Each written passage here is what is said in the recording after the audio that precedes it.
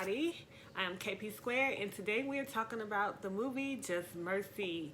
I also have a very, very special guest, which is my husband, the preacher on the run himself, Mr. DeMarcus A. Prayer. Good evening, everyone. All right, so hopefully you've already seen the movie Just Mercy. If you have not seen it, it is available on multiple platforms. You can stream it for free. So, no excuses. Let's go watch it. It came out in 2019. It's directed by Destin Daniels. It's starring Michael B. Jordan, Jamie Foxx, Rob Morgan, Tim Nelson, just to name a few people. Very, very great actors. It tells the story of Walter McMillan, who, with the help of young defense attorney Brian Stevenson, appeals his murder conviction. The film is based on a memoir of the same name written by Stevenson as well. All right, so let's jump right into it. Just Mercy. Did you like the film? I love the film.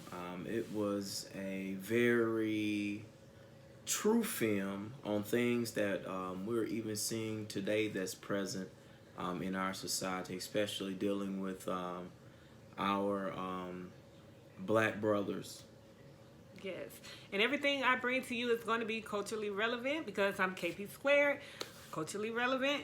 So Just Mercy was definitely culturally relevant. All right. So you all know, if you know me, you know that I am a child of an inmate. My father has been incarcerated since I was 4. So this movie really stuck out to me. Haven't had a movie touch me like this since The Green Mile. I will talk about that a little more later. Number 1. The officer asked Walter, Johnny D. McMillan, did he want to make a break for it? The news reporter reported the same day, without hesitation, that justice was served. What do you think about that? Do you believe that justice was served? The justice was not served. I actually think that they didn't give him an opportunity. For example, they said that he was guilty on the same day that they arrested him. And clearly, it says that the law tells us for years, even in the Constitution, that you're innocent until what? Proven guilty. And so there was no justice done. Do you think they racially profiled him? Oh yes, that was most definitely a racial profiling taking place during the film. Of course, he was a black man, and when they assumed that because he fit the build of that he could be a murderer or whatever like that because of his stature, and so they took that and ran with it. One testimony is not good enough in many cases. They created a whole case based on Ralph Meyer's testimony. And that wasn't even his first statement. It was his second statement. So that was crazy. But it can happen. Believe me, I know. When I watched them during the visitation, the famous count, if you visited an inmate, you know all about it. It almost took me out. The count to me, growing up as a child of an inmate, was one of the most traumatizing things ever. You should have saw me standing there like, oh my gosh, please do not move. Don't make any sudden movements because I don't know what would happen, and I did not want anything to happen in front of me. The cop said, come on, don't make this hard. Isn't it hard enough? I mean, whatever happened beforehand, you are taken away from your family, you're taken away from your friends. Most of all, you're taken away from your children. It's hard enough. At some point, your family just stopped calling. They don't want to visit anymore. Don't want to write. So, I think the world kind of depicted Walter and made him actually look like a man that could kill somebody. As the lawyer was doing the testimonials or going around getting feedback from people. However, the family, especially his children, Willie D's children, regardless of whatever allegations were out there, they still loved their father. And you know, it's it's one of those things where you have to. Um, it's a bittersweet, and you just got to learn how to just kind of deal with that kind of stuff. You can't teach children how to hate their parent. That's not going to happen because your love has changed doesn't mean their love has changed. Walter's wife moved forward regardless of the fact that she was hurt. I think that was very, very big of her. Walter's wife moved forward, And even though she was wounded. And his daughter also, she during the statement with the attorney, she said that it felt like the whole family was on death row, even though he was in prison. Definitely, I know that feeling. Sometimes it seems that you're serving time with them. As a child of an inmate, I can concur. And so, with those type of things that occur, what do you think as far as the like finding adequate help or an attorney?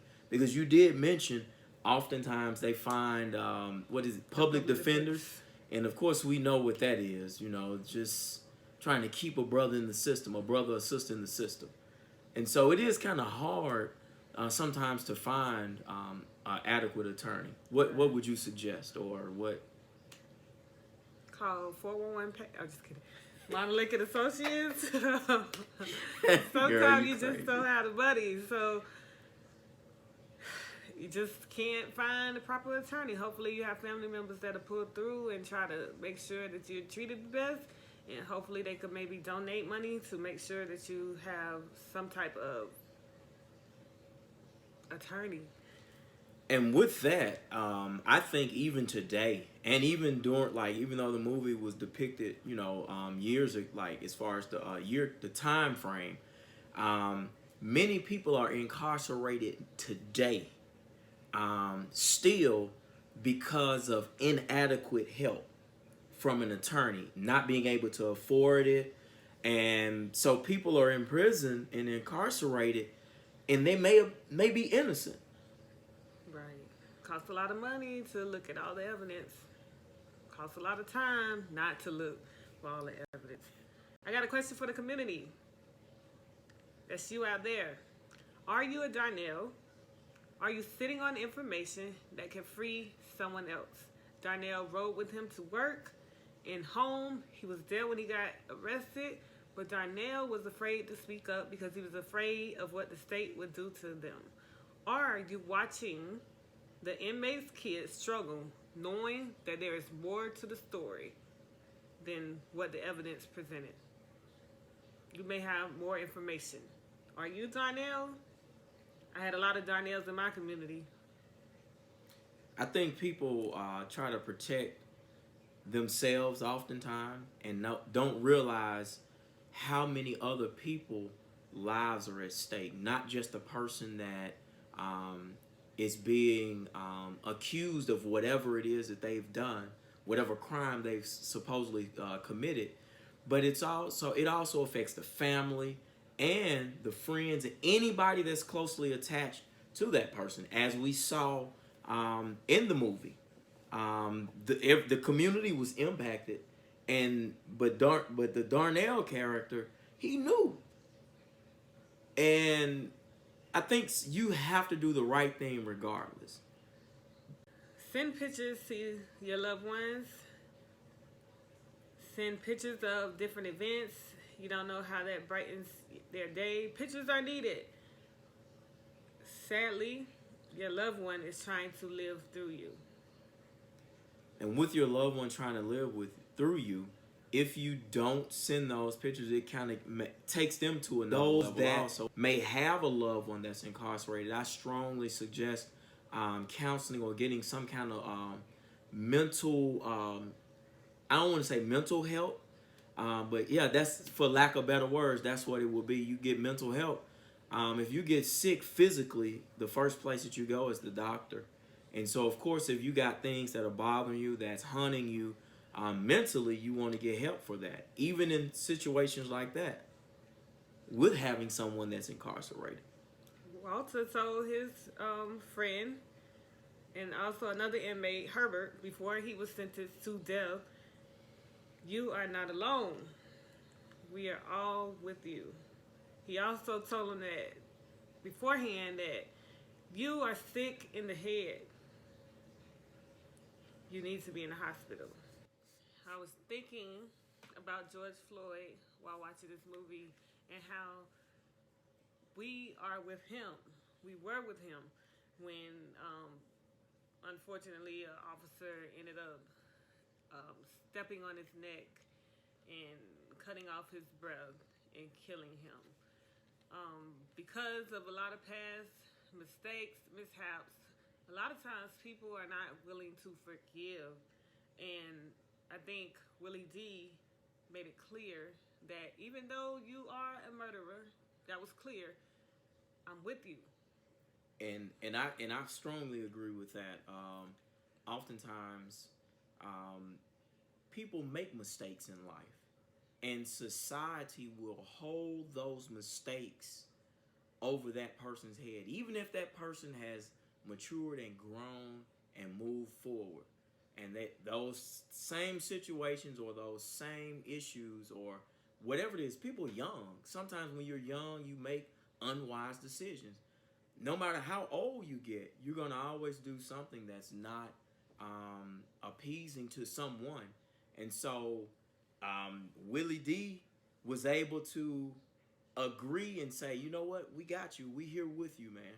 And you know, the Bible does give justice to those who have sinned and fallen short. First of all, none of us have a heaven or hell to put anyone in. And so at the end of the day, we're not the judge nor the juror. God is. And God, if you go to him and ask for forgiveness, he will forgive you. And the Bible does tell us that if we don't forgive a person that does things to us or forgive, God won't forgive us when we go and ask for forgiveness. And so forgiveness is key into moving forward. All right. So here's the tough one. I just have to be a little transparent. But the scene where Herbert was heading to death row, I'm so glad we did not have to watch it throughout. That was a scary one. I think I skipped that scene every time. Like, he would tell you, my eyes were closed, I was scared to open them.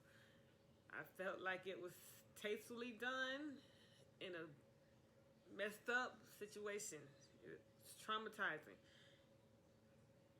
I honestly haven't been the same since Green Mile. We saw him die on camera. Yeah, true. I commend the directors for making sure that that did not happen on camera. They just showed the aftermath and how the people that even saw it, how they were. I appreciate how they showed mercy in court when the other inmates celebrated Willie D's freedom. That could have been a tough situation. They could have been like crabs in a bucket, but they celebrated with him. I don't know if they felt like he was innocent from the beginning.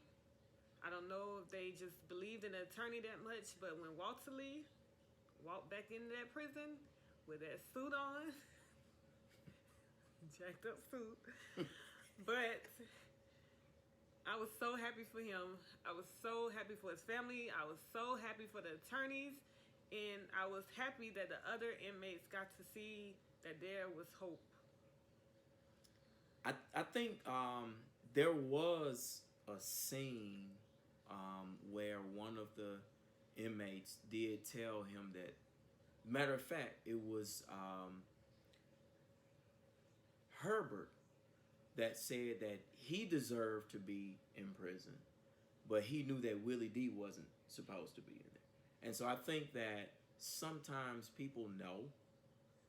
And so I think that was, even though Herbert was executed, I believe that the other inmates also had an inkling. And so they knew that he was innocent as well, which is one reason why they was able to celebrate him.